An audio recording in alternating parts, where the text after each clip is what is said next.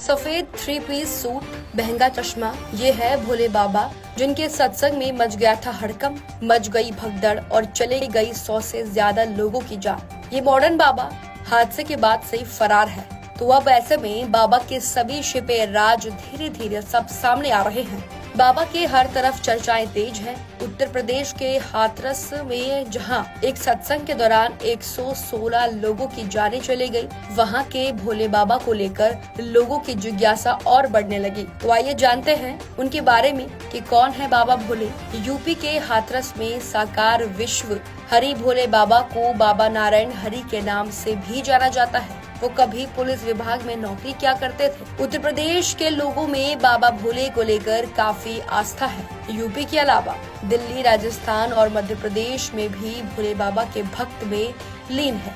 कुछ लोगों का कहना है कि भोले बाबा के आश्रम में कई राज छिपे हुए हैं। भोले बाबा को हमेशा सफेद कपड़े में देखा गया है। साथ ही ये भी सुनने को मिलता है कि बाबा के कमरे में सिर्फ लड़कियों की ही एंट्री होती है। कासगंज के पटियाली थाना क्षेत्र के बहादुर नगर के निवासी भोले बाबा का असली नाम सूरजपाल सिंह है। बाबा का उम्र 70 साल है। सूरजपाल ने करीब 2 साल पहले पुलिस की नौकरी छोड़ दी थी।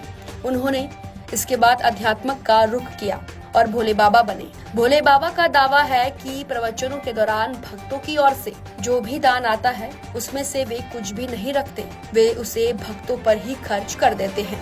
बाबा के पिता एक किसान थे। गांव में ही सबसे बड़े भाई की मौत हो चुकी है। दूसरे नंबर के भाई का नाम सूरजपाल है। तीसरे नंबर का भाई बीएसपी में नेतागिरी करता है और गाँव बहादुरी नगर का 15 साल पूर्व प्रधान भी रह चुका है। बाबा में ऐसे आरोप लगाए जा रहे हैं कि भोले बाबा के लिए कई एजेंट काम करते हैं। वो एजेंटों को भ्रमित करने के लिए पैसे देते हैं। जनता को भ्रमित करने के लिए एजेंटे कहते हैं कि बाबा की उंगली पर चक्र दिखाई देता है। नारायण साकार पर ये भी आरोप लगते हैं कि उन्होंने गांव के जमीनों पर अवैध कब्जा कर आश्रम बनाया है। आरोप लगते हैं कि इनके आश्रम पर खूबसूरत लड़कियां रहती हैं। इनके कमरे में लड़कियों के अलावा सिर्फ खास लोगों की ही एंट्री है।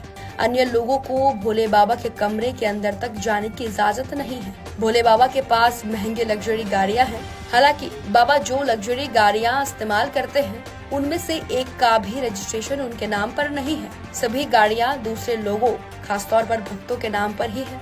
बाबा ने अपने नाम पर कुछ नहीं कर रखा है। बताया जा रहा है कि एक बार ये जेल भी जा चुके हैं। हालांकि पिछले कुछ समय से बाबा की मान्यताएं लगातार बढ़ती जा रही है। पिछले साल बाबा के दरबार में यूपी के पूर्व मुख्यमंत्री और सभा अध्यक्ष अखिलेश यादव भी पहुंचे थे, जिसका वीडियोस और फोटोज सोशल मीडिया पर खूब वायरल हुआ था। लेकिन ये इतना बड़ा हादसा तब हुआ जब सत्संग के बाद भक्त बाबा के पैर छूने जा रहे थे। तो ऐसे ही वीडियोस को देखने के लिए लाइक, शेयर, सब्सक्राइब करना ना भूलें। धन्यवाद।